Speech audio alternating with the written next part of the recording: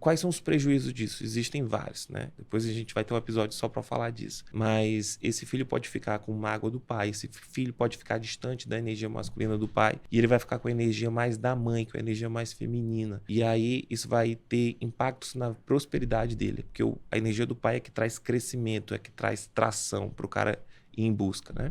Então, isso também pode estar empacando. Então, basicamente, o que a gente faz é, ele veio com um problema, a gente pega a parte espiritual, vê quais são as portas que ele pode ter aberto, a gente vai falar sobre isso. Resolvemos isso, parte mental, parte emocional, e aí depois é só plano de ação e colocar em prática. E por que isso é legal, assim? Eu vou falar um pouco da minha história, né?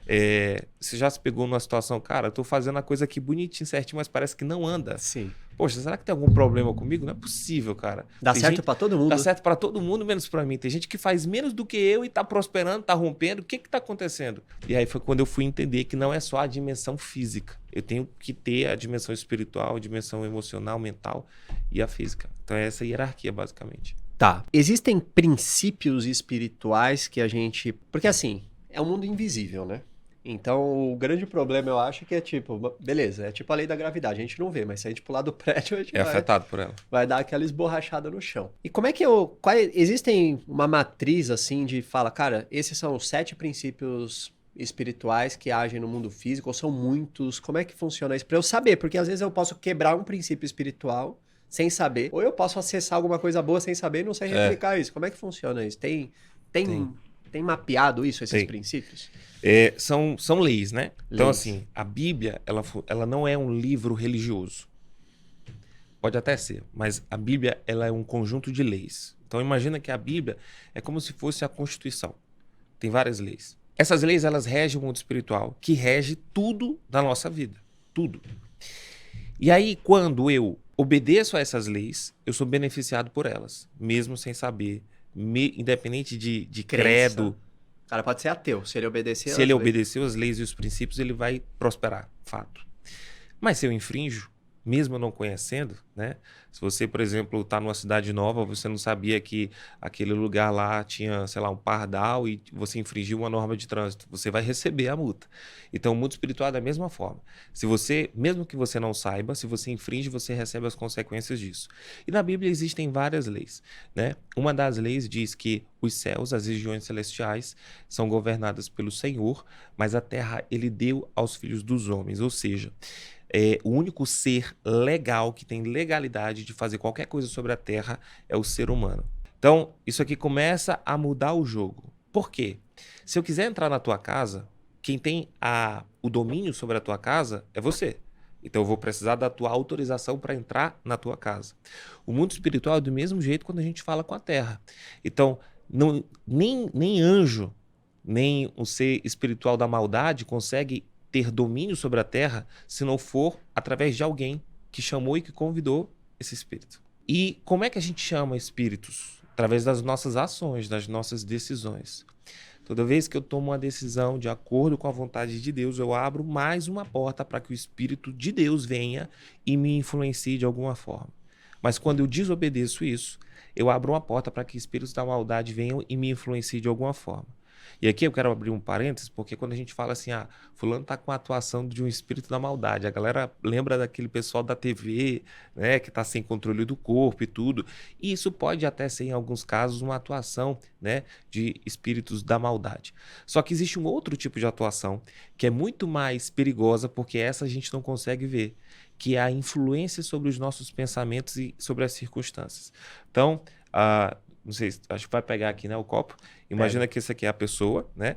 E ao redor ficam aqui os espíritos. Quando ela toma uma decisão contrária à vontade de Deus, vem aqui um espírito da maldade e fica mais próximo. E começa a sugestionar.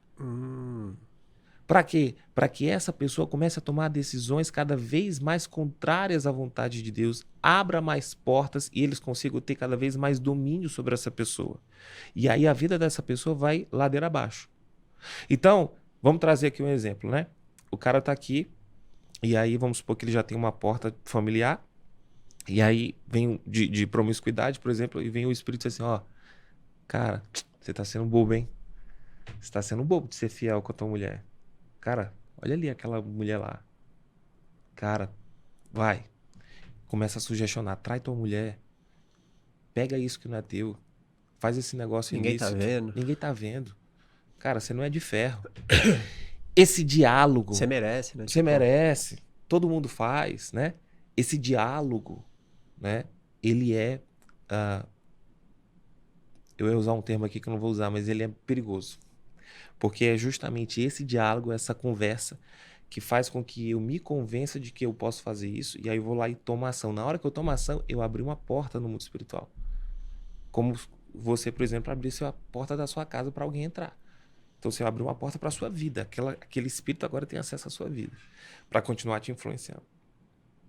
E aí você vai tomando mais decisões erradas até que chega um ponto, cara, que você nem pensa mais. Você já está no piloto automático. E aí, qual que é a função de todo espírito da maldade? Te levar à morte. Ele veio para matar, roubar e destruir. No final, é a morte. Morte de sonhos, morte de projetos, morte de vida. Então ele veio para atazanar tudo. É. Tudo que você faz. Se você abrir a porta, é isso aí que acontece. E beleza. Então essa é a base de tudo, né? Sim. A base é que o homem, ele tem autoridade, só que ele dá autoridade... Ele pode transferir essa autoridade, tipo, ele pode falar... Cara, eu quero que a minha vida seja um canal para Deus ou um canal para o pai da ilusão. Né? Você tem que escolher quem que vai governar a sua vida. Alguém vai governar. Espiritualmente, não existe neutralidade no mundo espiritual. Alguém está governando mais a sua vida. Se não for o reino da luz, é o reino das trevas. Não existe meio termo no mundo espiritual. E quem decide isso sou eu, através das minhas decisões do dia a dia. E existe um mapeamento de ações que eu tomo que podem abrir determinadas situações? Existe. Por exemplo... Eu roubei, eu tô abrindo uma porta pra tal coisa. Eu forniquei, que era uma... me fala as portas que eu abri aí na minha época da ilusão, porque assim... Vamos fazer um mapeamento do Elias e deixar na internet, hein? Vamos mapear. Beleza, eu tava lá, eu sem consciência que eu estava fazendo algo errado. Eu não tinha consciência que eu estava fazendo algo errado. Na minha cabeça, eu sou um homem solteiro. Tudo certo. Fui pra balada, conheci uma mulher solteira, tô pegando a mulher de ninguém, e vou e tenho relações sexuais com essa garota. Que porta espiritual eu estou abrindo? Porta de promiscuidade. Então vamos lá. Quando a gente olha para o livro de lei, que para a gente é a Bíblia, existe lá um trecho, existem várias leis, mas existem algumas que são muito importantes, que são os 10 mandamentos.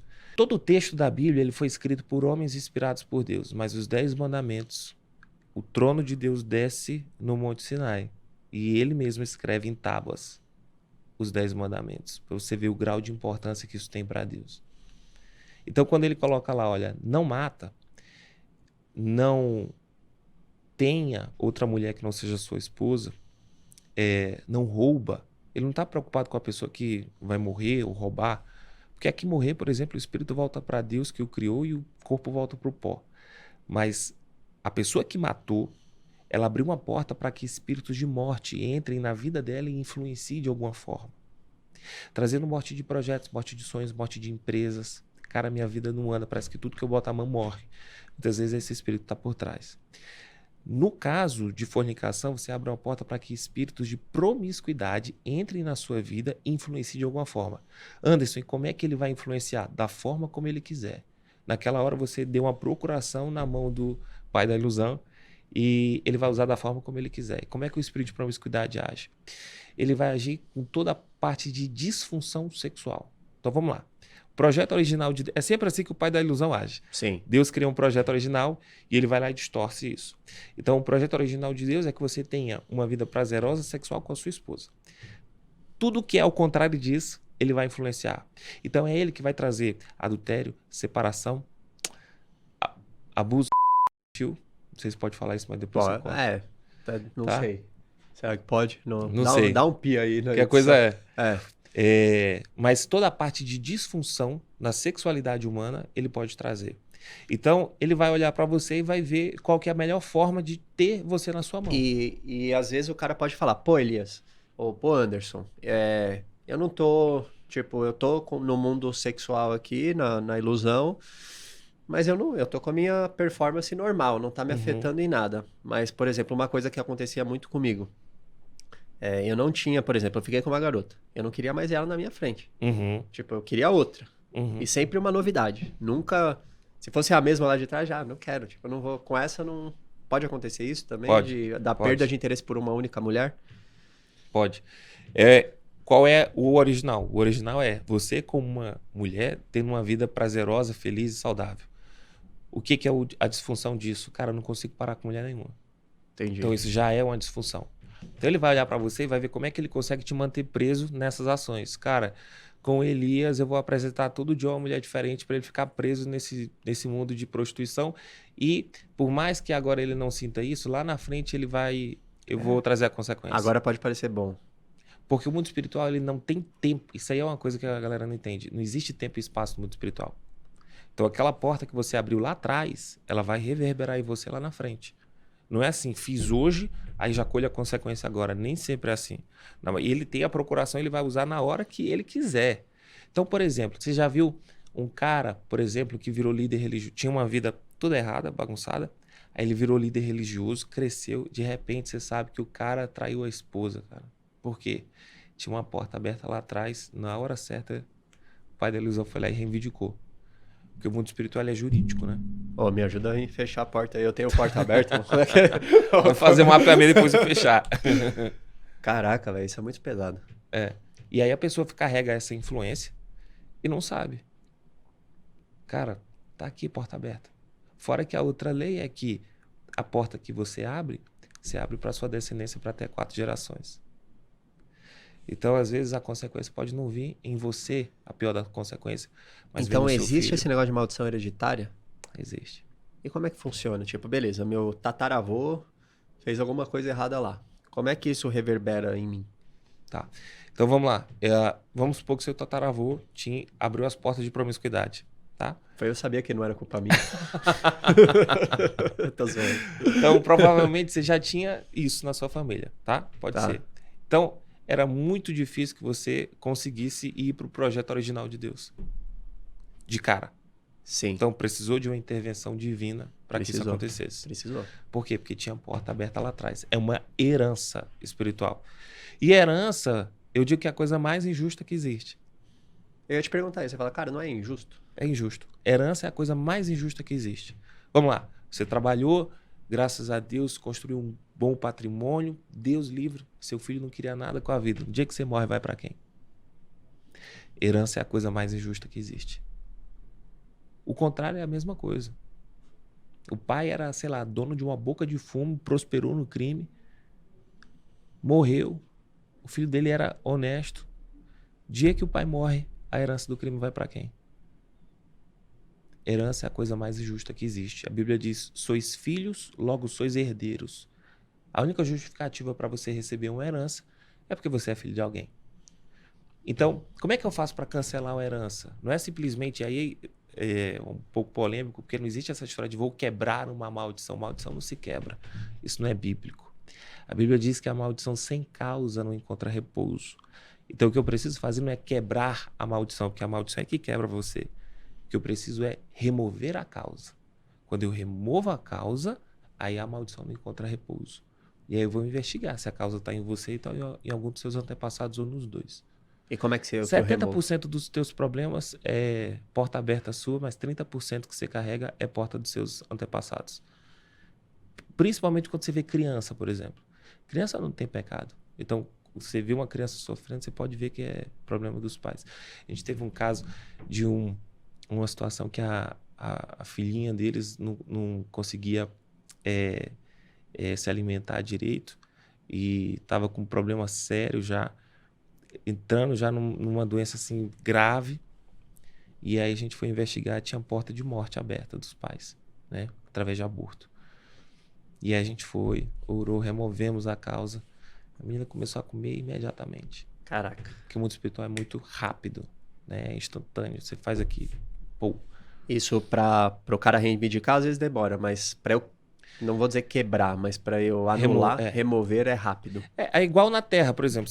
Eu tenho uma herança, sei lá, um tio meu morreu, deixou uma herança para mim, cara, mas eu não quero essa herança, sei lá, é um prédio, sei lá, uma herança que eu não quero.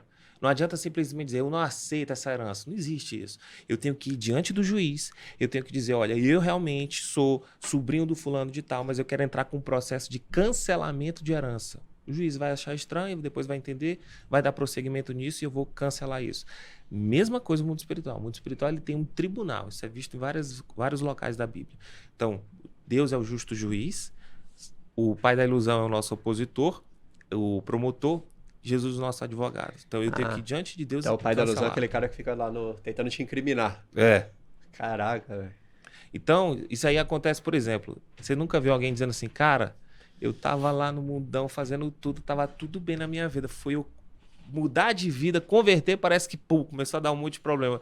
Porque o pai da ilusão, quando você tava fazendo a vontade dele, ele não tava nem aí pra você. Na hora que você mudou de lado, ele disse assim, agora deixa eu pegar tudo que eu tenho contra você, meu dossiê aqui, ó. Então deixa eu ver agora quais são as Ele usa portas no momento abertas. certo, ele não vai usar enquanto você tá... Pode até dar uma beliscadinha Ele outra tem uma ali. característica muito interessante. Aliás, duas. Ele é paciente e persistente. Ele sabe a hora certa de agir. E ele é persistente. Ele sabe que no final ele perde, mas ele se levanta todo dia como se não fosse perder. Cara, é chato, né, mano? Aquele volante, toda hora o meia pega a bola, ele dá uma, É. ele não para de... Nossa. E às vezes a gente sabe que vai ganhar, mas levanta como se fosse perder, né?